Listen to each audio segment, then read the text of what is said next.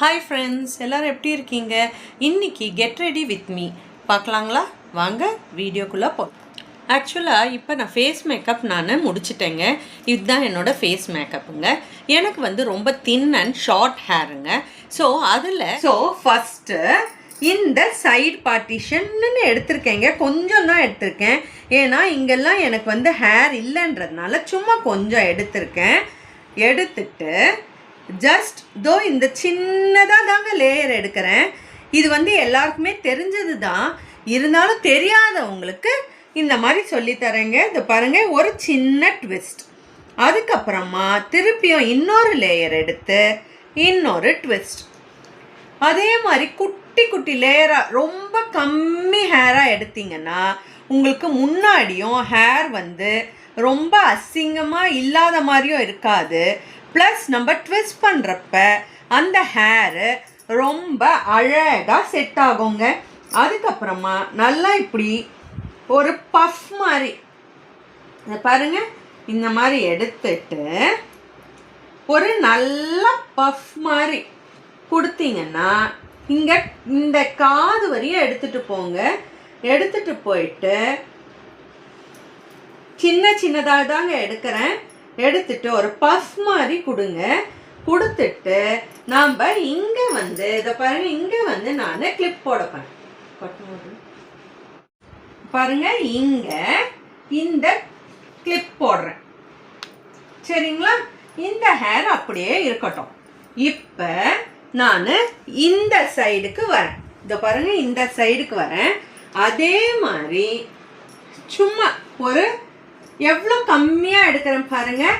ஏன்னா இதுக்கப்புறமா எனக்கு நிறைய ஹேர் கிடையாது. இதை இந்த மாதிரி பிரித்து 2 ட்விஸ்ட்.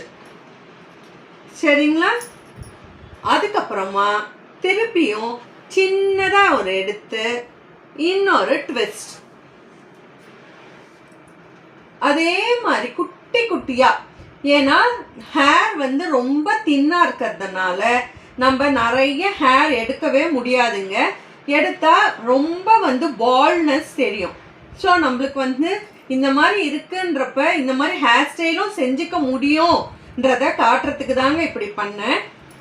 இந்த பாருங்க, போட்டு ஒரு சின்னதாக ஒரு பஃப் மாதிரி கொடுத்துக்கோங்க. ரொம்ப உங்களுக்கு பிடிக்கும்னா கொடுங்க, இல்லைன்னா இந்த மாதிரி பஃப் மாதிரி கொடுத்து இங்கேயும்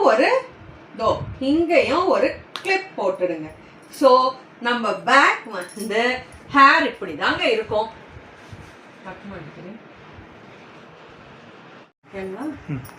ஸோ இப்போ நம்ம ஹேர் ஸ்டைல் இவ்வளோதான் வந்திருக்கு. இதை உங்களுக்கு இப்படியே ஓப்பன் ஹேராக விடுறதுக்கு இன்ட்ரெஸ்ட் இருந்தால் இப்படியே ஓப்பன் ஹேராக விடலாம். இல்லைன்னா ஜஸ்ட் இப்படி ஒரு எடுத்து இந்த கிளிப்பை எடுத்து இப்படி நான் போட்டுக்கிறேன். சரிங்களா? ஸோ இதுதான் என் ஹேர் ஸ்டைல். ஏன்னா எனக்கு ஓப்பன் ஹேராக விடுறதுக்கு அவ்வளோ விருப்பம் இல்லை. இது சம்மர்லையா ரொம்ப கச்ச கச்சான்னு இருக்கும். இதுவே ரொம்ப கச்ச கச்சான்னு தான் இருக்கும். இருந்தாலும் வேற வழி இல்லை. ஸோ அதனால நான் இந்த மாதிரி ஹேரை டை பண்ணிக்கிறேன். இதுதாங்க எனக்கு தெரிஞ்ச சின்ன ஹேர் ஸ்டைல். இப்போ இதை நான் என்ன அக்சசரிஸ் வச்சு டெக்கரேட் பண்ணுறேன்னு பார்க்கலாங்களா? வாங்க. இது பாருங்க, இது அழகா இப்படி வச்சுட்டு உங்களுக்கு எப்படி வேணுமோ அழகா இதை இப்படி வச்சுட்டு இந்த ஹேர் பின், பூ குத்துற ஹேர் பின் இருக்கு இல்லையா, அதை வச்சு நம்ம இந்த கார்னர்ல நம்ம இப்படி போட்டுட்டோம்னா நம்ம என்ன வச்சிருக்கோன்றதே யாருக்குமே தெரியாதுங்க.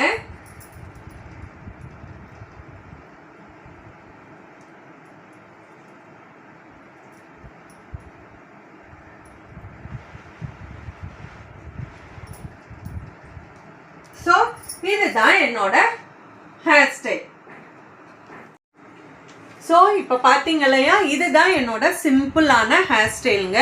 என்னோட ஷார்ட் அண்ட் தின் ஹேருக்கு நான் இந்த மாதிரி ஹேர் ஸ்டைல் பண்ணியிருக்கேன். இப்போ நான் என்ன காஸ்டியூம் போடுறதுன்றதையும் என்ன வந்து இயர்ரிங் அப்புறம் வந்து நெக் பீஸ் பேர் பண்ணுறதுன்றதையும் பார்க்கலாங்களா?